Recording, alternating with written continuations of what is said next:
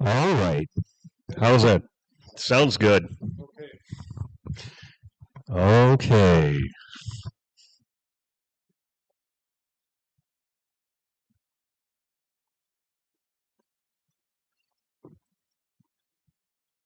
Woo. How is everybody? Oh, okay. We have red is cold. And Pat, you are sitting next to Verrazano Simpson. Sitting on Verrazano Simpson. Oh my God. That's kind of I like it. How many of you know Verrazano Simpson? Okay, Oh, go ahead, Verrazano. Jonelle. What was he famous for? Oh, Oh, one and only Janelle Moore. She'll be here all week. Don't forget to tip your server on the way out. If you're wondering what kind of brilliant and profound things Merle and I talk about before our presentations, we drive down. Hey, David, we drive down for Knop Valley and have all sorts of brilliant things that we talk about, like traffic. And we saw Janelle driving down the street today in her new car. Let's see. And then we got here, and Merle says, "Well, looks kind of empty, but I'm telling you, it's full." and And I knew David, exactly what he meant. and David, you're sitting on the lap of Lena Weinberg.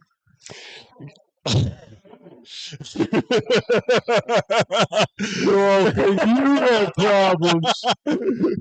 And the thing is, David went right to that chair. He knew. There was attraction. Look.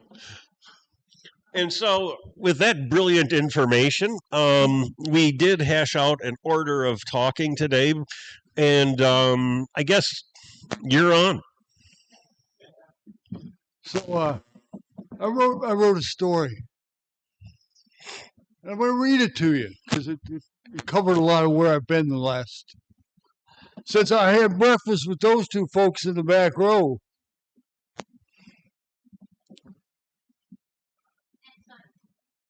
And Science Girl, yeah. Oh, yeah, okay. It was the fall of the year. The days are getting shorter and people are hustling and bustling to get things done. How time flies, the dead people I met on my journey said. I was happy to hear their voices and I hope my writing came back to me. As you age, some parts of your body don't work like they used to. I woke up in the morning a month or so ago and my left lower lip had dropped a quarter inch. My words were garbled, and so I headed to the doctor. I got myself all fixed up and my lip no longer drooped. But as I tried writing, my doctor had warned me that I would get tired. My mind numbed, and as I typed away, I could hardly write a paragraph or two without drifting off. I began walking and swimming every day. Probably should have started years ago, but adult living kept getting in the way of taking care of myself. I do know now that I would be a horrible stroke victim with all the stuff I got inside me. Living with this tangled mess of ideas and not being able to get them out would be uncomfortable. Now, our local YMCA is my Lourdes. My body recharges and I start feeling fresher. I started walking the paths of our state parks and the wildlife refuge across the river. I tried writing and I would fall asleep. Writing ain't easy, no matter the perception. One early evening, I found myself walking down near the old hobo jungle, and I could see the fires burning as people huddled around the campfire, trying to stay warm. Those train tracks running behind Froder Mall were busy and active in the day. Back in the day, it was fairly easy hopping a rail. Some of those old timers told me there are few more pleasurable things than staring out at the night sky while hopping a free ride across the country. Winona once had a large hobo jungle. The city forefathers understood how life fell on some folks' heads, and so they flung flaming arrows in the resting place for the hobos. Even back then, our city forefathers understood the spread of disease, and their campground got burned in the spring and sometimes in the hot of the summer to keep the skeeters at bay. I saw the boathouses and frog slough, and I wondered how my great uncle had bonked his head and died sometime back in the 40s. From my understanding, many hobos would knock on doors and offer to rake their yard or clean people's gutters for a piece of bread and butter sandwich that almost got lard. And I thought, as I wrote that, I thought about old Winona. It was that kind of town. It was old dark buildings, it was rough and tough, and it was strong.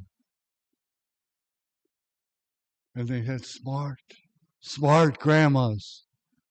And they had smart women, and strong women, and powerful women. Sometimes their hard-headed sons would only listen to grandma or to mom. You weren't going to teach those boys nothing. You weren't going to tell the boys nothing. They learned the hard way. They learned on 2nd Street and 3rd Street when it was just a path and horses trod through and cows left their messes along with the horses and liveries were on every corner because you either walked or you rode a horse or you took a buggy. And sometimes the old townie folks say buggy driving was for the privileged people. Winona was a tough town, tough people. And back in the early days, the hobos were part of this community, along with the bankers on 2nd and the ladies of the night on 2nd, were the hobos on 2nd. And they would all intermingle. Our forefathers were smart. They knew how to get along. They knew how to cooperate. They knew how to get together.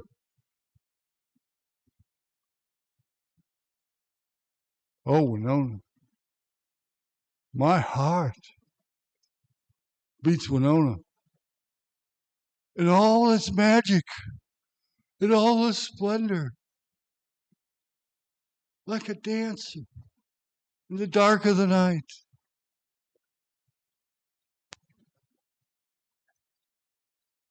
That's a granddaughter in the back row there. A special, special lady.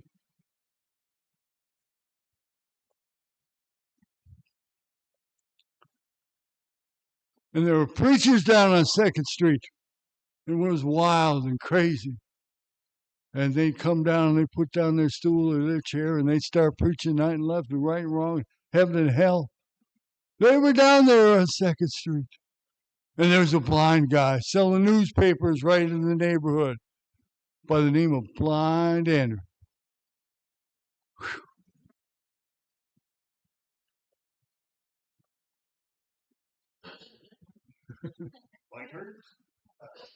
I think so. Thank you very much, Merle. That was I missed my cue. I was focused on the Flying Dutchman. We were having this deep conversation about our visual aids. Merle said that he was talking with our friend Bill Reinertz, and he proposed sponsoring Reinert. What was it?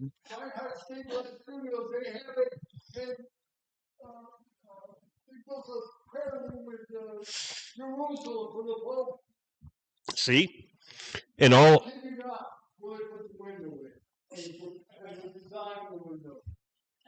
Okay. I got the Flying Dutchman. The Flying Dutchman is a brand of pipe tobacco that I used to smoke about 35 years ago when I was just this baby college professor and I wanted to look older and more respectable. And life kind of took care of that for me, and I gave up smoking. But I always did like smoking Flying Dutchman. The Flying Dutchman was a famous pirate ship, haunted pirate ship that sailed the Main over and over again looking for a port, and they sailed around again. In 1850s, the Flying Dutchman was a very famous pedigreed English racehorse. who was, I guess, really, really great for 4 years. I don't know.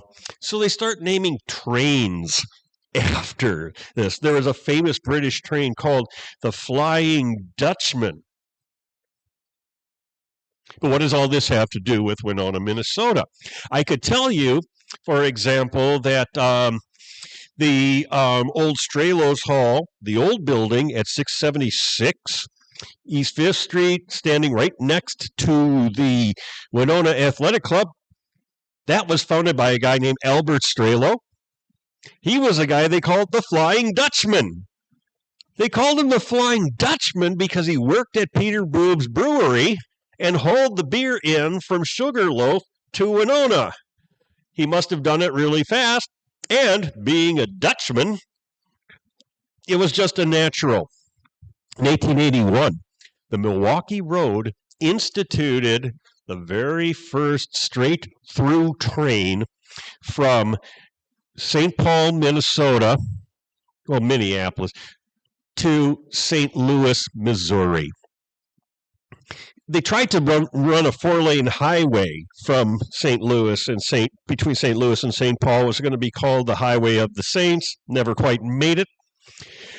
The Flying Dutchman would get you from St. Paul to St. Louis in 25 hours at an average speed of 30 miles an hour.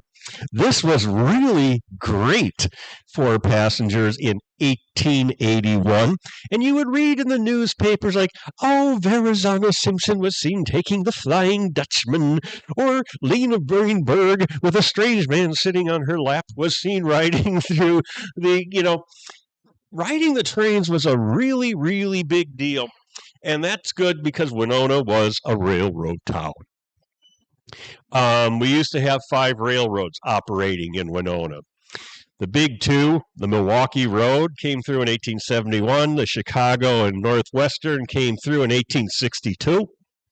Yeah, I know the Chicago and Northwestern came through first, but my dad worked for the Milwaukee Road. Winona was a great railroading town. My dad got laid off from his job at Peerless Chain when he was 25. It was 1953. He didn't really want to work at Peerless Chain anyway. He got a job on the Milwaukee Road working with signals and stuff like that. He spent a very happy 39 years working on the railroad. And for the life of him, he never did understand why his oldest son was such an over-the-roof rail fan. It was partly because of Dad, but it was really because of the trains. A really quick story about my dad. He'd been working on the railroad for a year. One day they said, Hughes, we want you to take this motor car and drive it up to Wabasha. Okay, said my dad. He was eager to please. The boss says, take the thing up the road, it's 25 miles up to Wabasha. Yes, sir, I'll go. And as he's tootling along, he sees a train coming down the other track, and the guy's leaning out. And Dad said, he's waving at me. Hi. And then about 4 minutes later, he saw what the commotion was really about. A great big orange freight train coming straight at his motor car. I'm not ashamed to say that my dear old dad slammed the brakes on, cut the motor off, and when it was going slow enough, he jumped into the woods and ran up the hill against the train. There was a big wham. Dad kind of saunters down to the caboose. He says, what are you guys looking for? We're looking for you.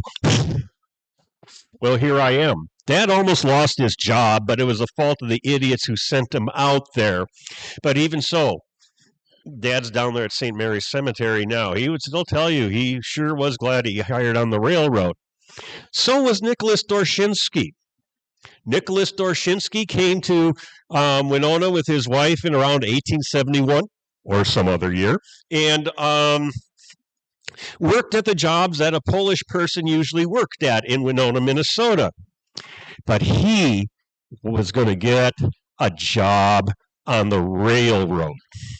Unlike the sawmills, they only worked like 6-7 months a year.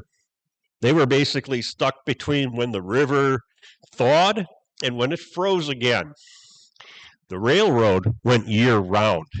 Yeah, it was backbreaking work. Yeah, you stood a really great chance of getting killed working on the good old railroad, but hell, you could get killed by a train anywhere in Winona practically, and many people did. Lots of people worked on the trains, on the just because. And to make matters even sweeter, Nick Dorshinsky, who is by now calling himself Nick Dorsch, got a job as the section chief. What this meant was that this guy, who was, let's call him what he is, a Polak, was the first Polak to hold a job as a supervisor of a crew of 3 other men maintaining about 5 miles out of track on either side of Lamoille, Minnesota. Did I pronounce that correctly? Have any of you ever been to Lamoille, Minnesota? What's there? Twin Peaks, right? I mean, there's not a lot of there, but this was an age when railroads, mainline railroads, had stations every 5 miles. So they could have a telegrapher and a section crew. The telegrapher kept the trains running. The section men basically made sure that there was something for the trains to ride on. It was pretty simple. The Dorshinskys moved to Lamoille. That was about 10 miles away. Must have been odd being the only Polish people in Lamoille, but it was great. Life was looking up. Then, on Christmas Eve, 1887, Nick had sent his wife and the 6 kids up to Winona. It was Christmas Eve. Nick was going to be doing his last day of work, and then he was going to take the train up to Winona that evening. He was going to arrive on the Flying Dutchman. It's Christmas Eve. And Nick and his crew are taking one last ride up and down the tracks. He says, I just want to take one thing before the Flying Dutchman gets in here. Yeah, okay, Nick. That's how Nick got his job. He was thorough. He took stuff seriously. Well, Nick got his crew out onto that handcar. You've seen the movies. 4 guys pushing the handcar in the snow on Christmas Eve. They're coming back. And I'll be danged. It wasn't the Flying Dutchman. The Flying Dutchman wasn't supposed to be there for another 15 minutes. But another train came through. It was the Winona switch engine, which had somehow strayed down to La Crosse and was now coming home. And they saw the thing coming, and Nick and his crew got the thing shut down. And apparently they were saved, but Nick decided he was going to tip the handcar off the rail. He could have just run for it. My dad demonstrated that this is actually a very sane approach, and boy, am I glad Dad picked that option. I don't know about you, but he got killed, hit by the train while trying to throw the cart off the tracks. And the only thing, Pat, that can make me, yeah, I saw your face, I still can't figure it out. I am my father's son. I throw on the brakes, I say, jump, boys, and I get my butt off there too. And I can't help but think that in his last moment, he was supposed to be going up for Christmas with his family up in Winona. He didn't want to be responsible if the whole thing derailed.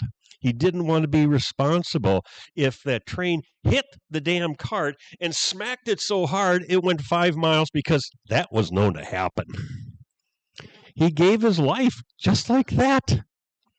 His wife and children returned from Lamoille.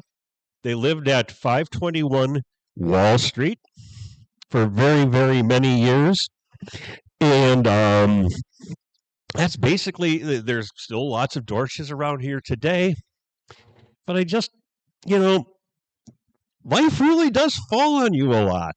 I've got two cousins who, my cousin and his wife are on their way up here from Indiana. We're all going to go to a funeral this weekend. And they're saying, "Oh, Joe, what are you talking about?" This is great. "What are you talking about at the library?" Merle is going to tell a story about a priest who gets shot. Then I'm going to talk about a guy who got hit by a train. You should have heard us over at Callista Court. We had a body count of about 5 by the time we got done talking. And with that, I lead you to the master of commotion himself, Merle Hansen. Yeah.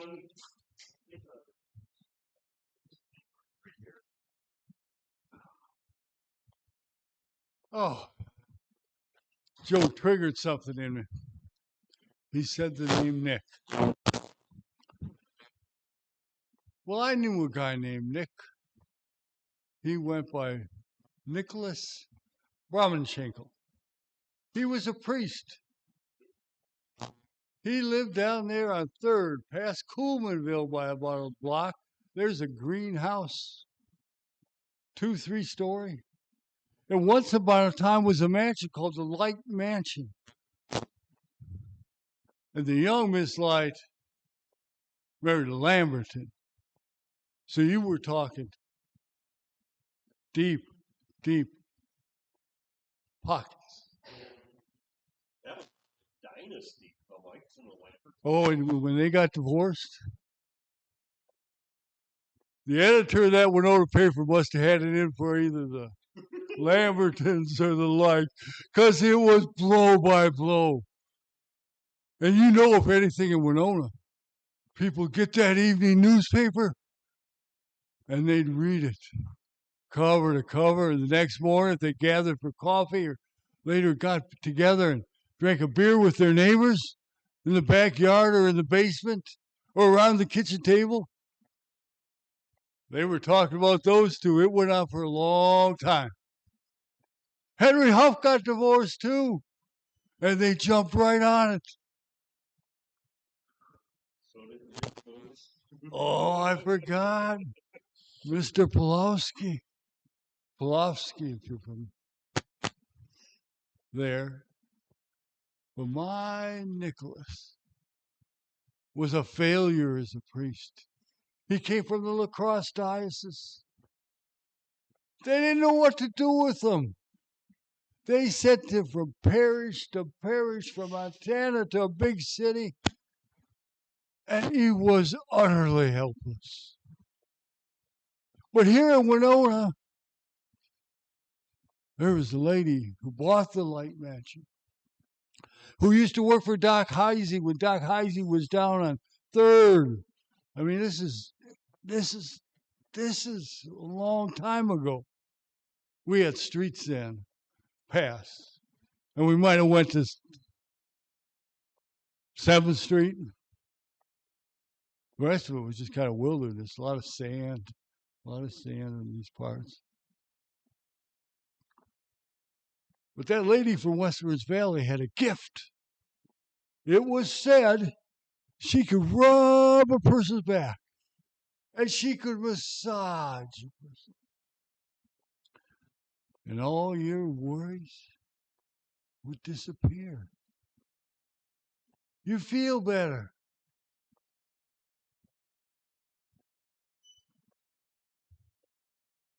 Well, the word got out, because you know as well as I do. Winona used to talk. There were no secrets that lasted very long in Winona. They had fences and party lines. And Winona people have always liked talking.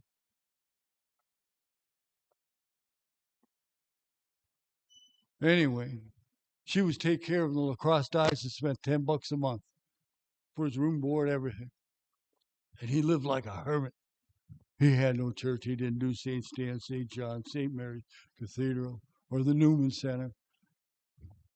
or St. Thomas More Chapel, or the seminary on top of the hill. They didn't know what to do, so they turned his care over. She'd come into some money somehow. As this North Dakota farmer came down, came courting her. Came all the way down from over up north, up into there in North Dakota. Came over. He had his eye on this lady. He came for a massage and he decided he wanted the whole ball of wax. And she was so good. She was so good. She negotiated him giving up his 2 farms for the right to marry her. Now she's living in a mansion and she's got 2 farms. And she's got magic hands.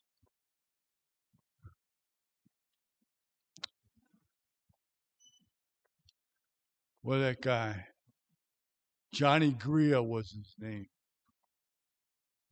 North Dakota bachelor. Well, that John Gria grew jealous.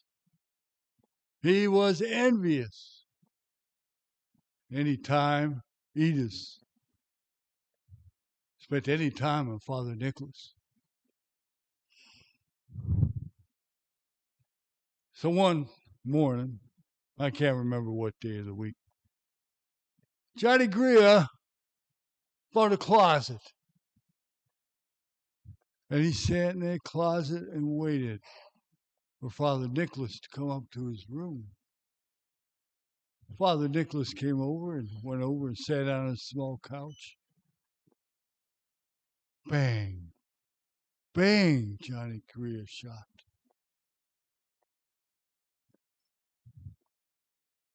Dead. A priest in Winona. Well, Mr. Gria, after doing the shooting, dressed himself in his Sunday finest, put on a tie and a coat and black pants and shoes and got himself all spiffed up. And he walked down to the police station. Said, I killed the priest. Premeditated. I'm surprised in a city like Winona, they didn't hang him up down on 3rd Street and Mankato Avenue, or over by St. John's or Dan's Dugout or any of those places. You didn't mess with priests. Well, they decided to bring charges. And there was a Lamberton who worked as the lawyer for Mr. Gria. And if you know anything about Winona history, you know that Lamberton family were some mighty fine lawyers. Well, they took that to the grand jury and they let him go. They said there's no evidence. Now, I'm just a Winona guy. But I start thinking, what? In Winona?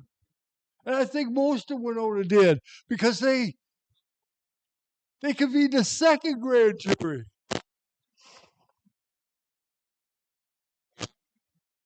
And they could find no evidence to bring him to trial. I don't know if I can get concealed court records, but I would love to read the concealed court records of that grand jury testimony. I'm quite. What kind of strategy did Mr. Lamberton use? Because it must have been good.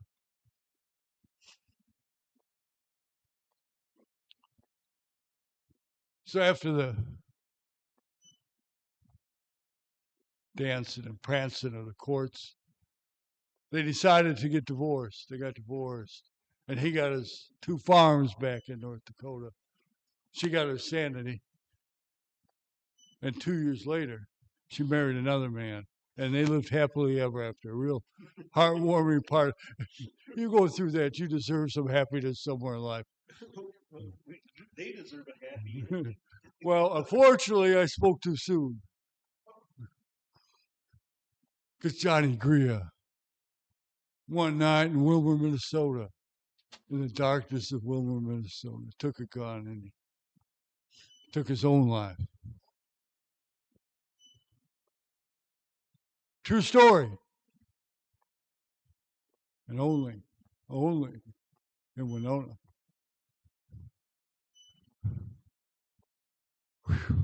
But we had the best Halloweens as kids growing up.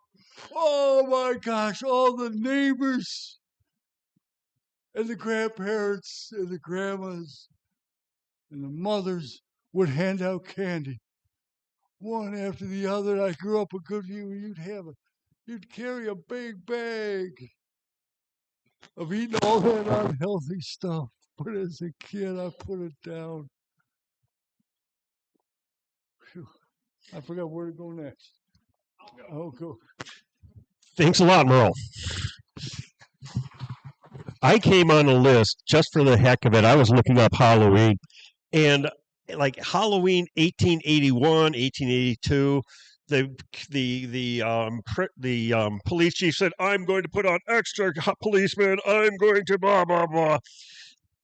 3 days later, there's a laundry list of all the atrocities committed by the young people of Winona. A well-dressed young man about town had escorted a lady home and found out that a lot of it was sticking gum in people's locks. But there were a whole bunch of girls around the corner of King and Franklin Street who collected every sawhorse within 4 blocks and rearranged them in people's front yards. I mean, it really was that kind of a town. Let's see. Your first story was pretty depressing, so was mine. Your third was pretty depressing.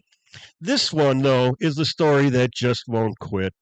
I thought it was going to be a happy little story I could bang out in 5 paragraphs, maybe 8 minutes top, with a happy drum roll ending, and it's just like jumping into a rabbit hole full of quicksand. I call this the Gospel Army.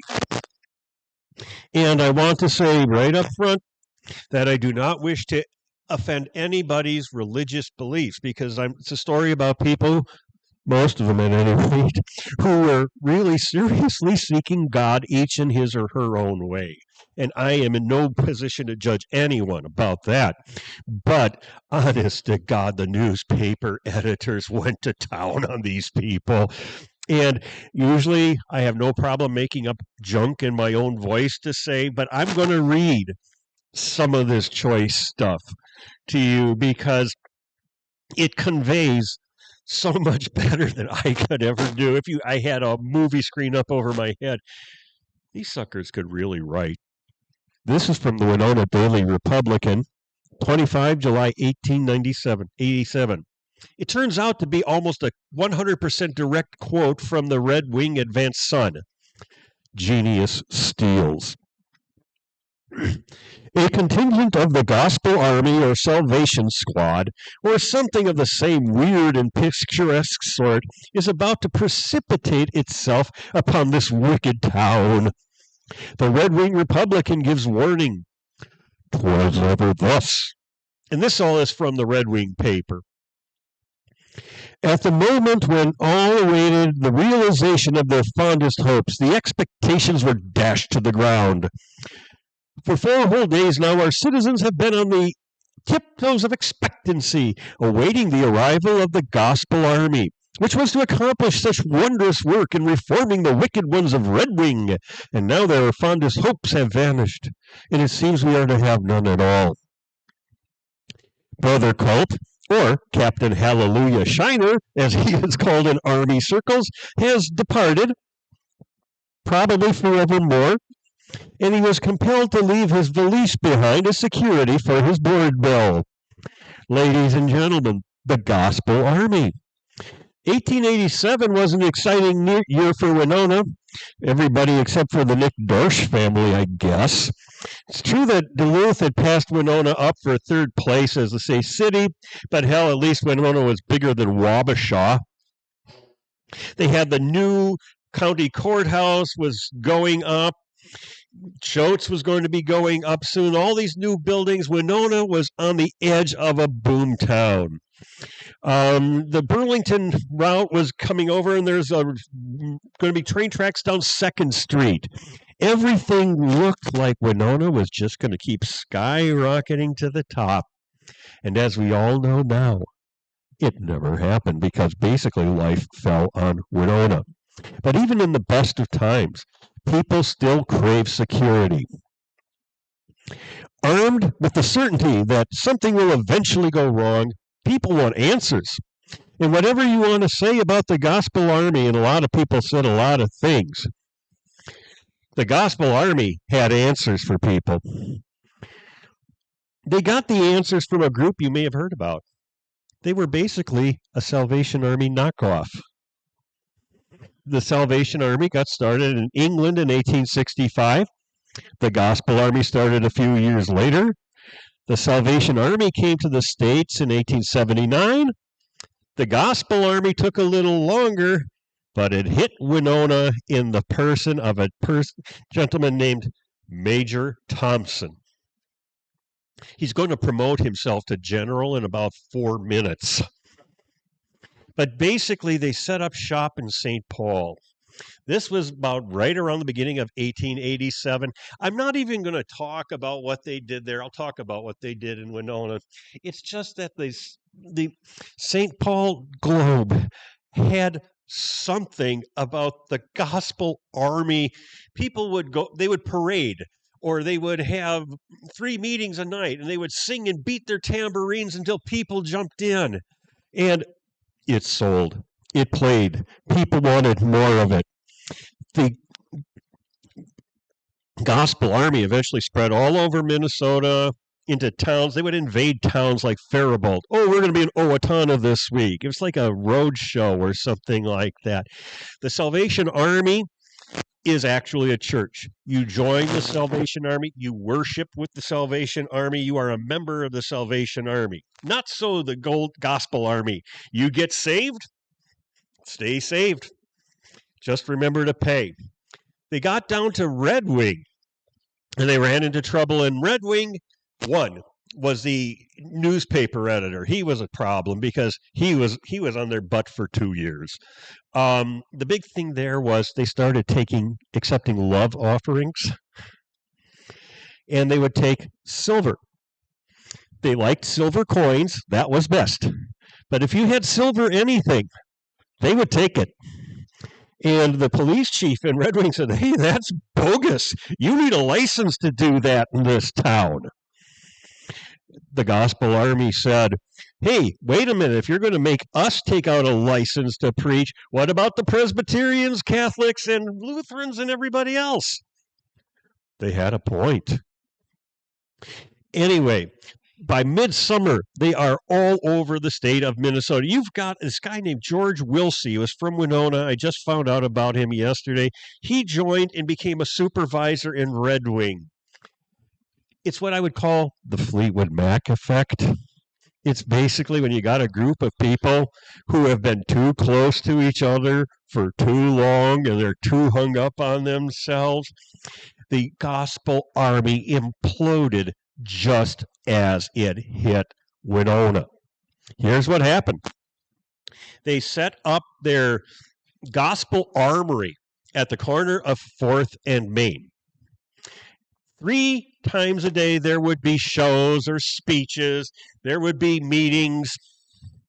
Sometimes people would come and misbehave at the meetings intentionally. There was one time where 3 of the Gospel Army wandered a little bit too far down the East End and started trying to convert Polish people. There was acrimony. But the top part, the ultimate thing that took the Gospel Army down was when Major Fishblatt showed up on the scene. When Major Fishblatt showed up and took over the Minnesota operation, General Thompson was kicked upstairs. He kicked himself upstairs. This was a pretty good gig until it turned out that General Thompson really wasn't a minister at all. He was just basically a British guy who pretended to be a minister. And that all of the hallelujah weddings he performed were invalid. Major Fishblatt was incensed and denounced him downtown Winona. It was all downhill from there. I did have some slides and pictures of just all of the atrocities, but just let me close up with this reading. This is Daniel Sinclair of the Winona Daily Republican, explaining far better than you could ever do. It says, this is from August 1887.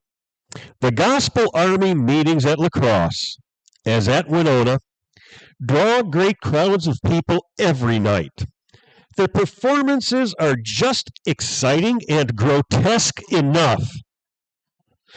Just exciting and grotesque enough to attract the curious and those who go for amusement, while the serious features reach the hearts of emotional people and those inclined to flee from the wrath to come.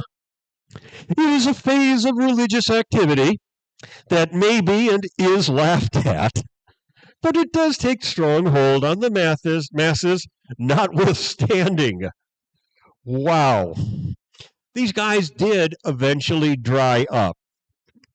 They got sued out of existence. I don't know what happened.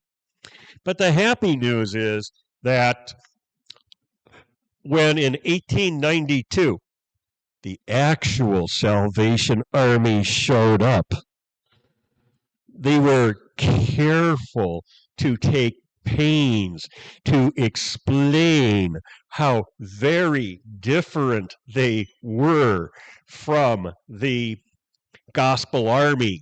Their ministers presented credentials. They did not ask for money at all, with the result that the Salvation Army was here for a long time. It's still here. God bless them. They did it right. The Gospel Army, not so much. And honest to God, I just want to say that there is so much junk online about the Gospel Army and their various doings all over Minnesota. This would make an unbelievably funny book for somebody to write. Just not me. I got my own stuff to do. Thank you very much.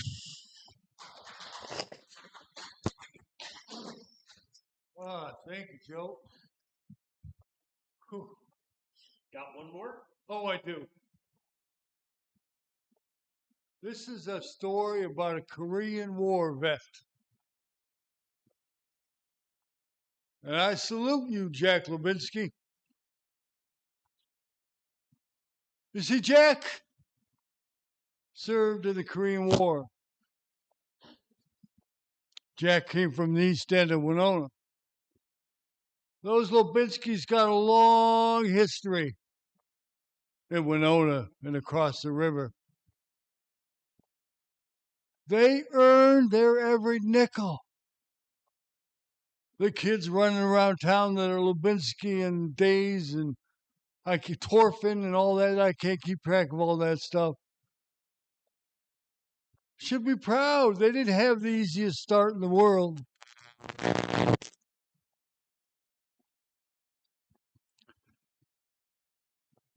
Jack Lubinsky's dad was a guy by the name of Felix. He worked for the electric company, stringing lines. And when he got done stringing lines, like so many of our forefathers, he'd have himself a beer and another beer. And he did a lot of fishing and a lot of going out. But one day, Felix and his buddy went out fishing on a Sunday morning. His buddy fell into the river, drowned. Well, Felix and his buddy were pretty. Well, his buddy was dead, but Felix was pretty sloshed. He was sloshed enough his buddy couldn't swim. Of course, they never had Lloyd Luke as a fire teacher because he taught you how to swim. But Winona, we had a lot of early drownings, whether from Enterprise to Winona to that river, down at the lake, Lefty Lee's children, down at the lake. So Jack and his dad did get along. And he used to see Jack walking around town. He had a pack of smokes. And he, like all true great Camel smokers, he had the gold fingers, the tar and the nicotine. And he told the best stories.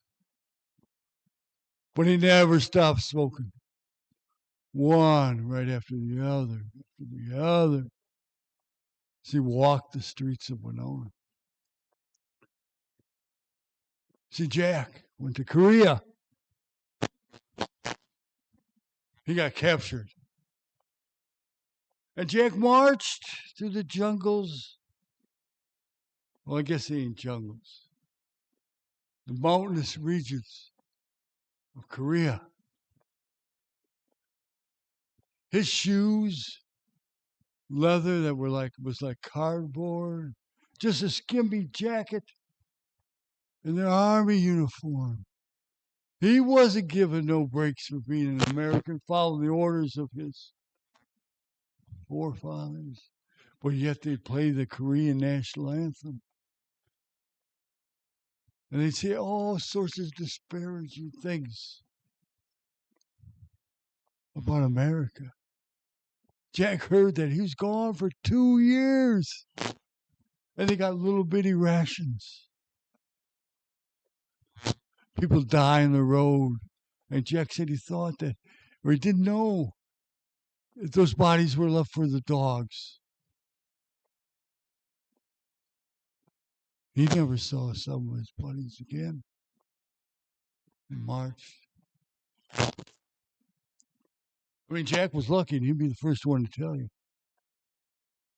He made it back home alive. But I don't care who you are. When you're a prisoner of war for 2 years like that, you're going to snap in some direction, in some way. There ain't no one who's strong enough to handle that. And the old ladies in the neighborhood said, that don't look like Jack. Jack was carefree. They thought he'd be working at the Swift plant or somewhere like that. He was more happy-go-lucky. And the newspapers said, Lubinsky returns with great headlines. And all the clubs hold events in his honor. Jack Lubinsky was a hero.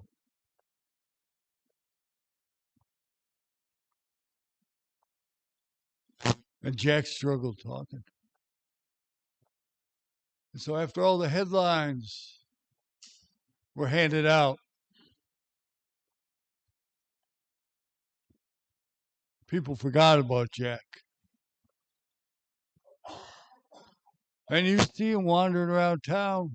His house was right by the High and Low on 7th and Poots on 7th. And he walked. He walked out with whatever misery stood in his sides. Jack died alone, a true American.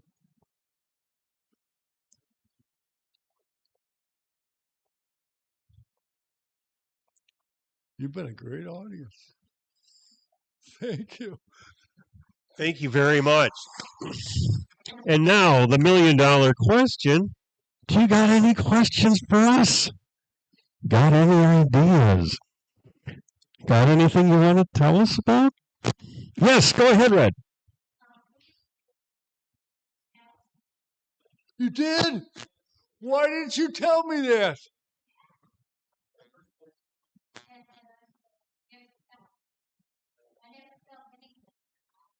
Well, you poor soul. Well, I suggest you demand a refund. yeah. Oh, how fascinating. Oh, I mean, please shoot, fire away with anything. This is the place where I found out about the existence of Flash Hunter. I met a woman named Andrea from the company. Well, I live in my apartment. I live in a house that used to belong to Glass Hunter. And she said with this total certainty, and I would pretend no, you are, Joe. Glass Hunter. She told me a little bit about Glass Hunter, and I'm off the race. I am positive, obsessed with this little woman who wore black and walked and ran hookers out of her.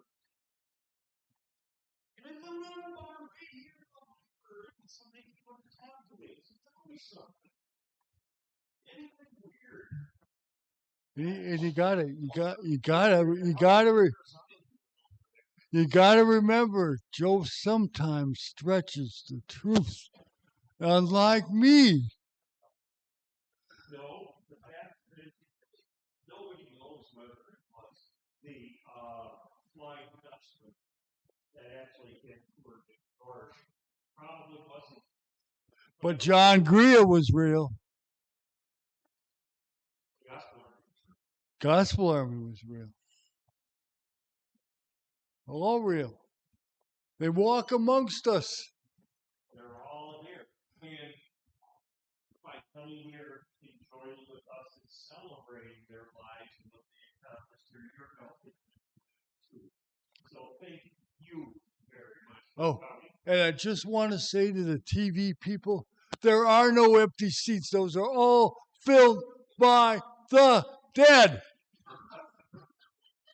Thank you. Thank you very, very much.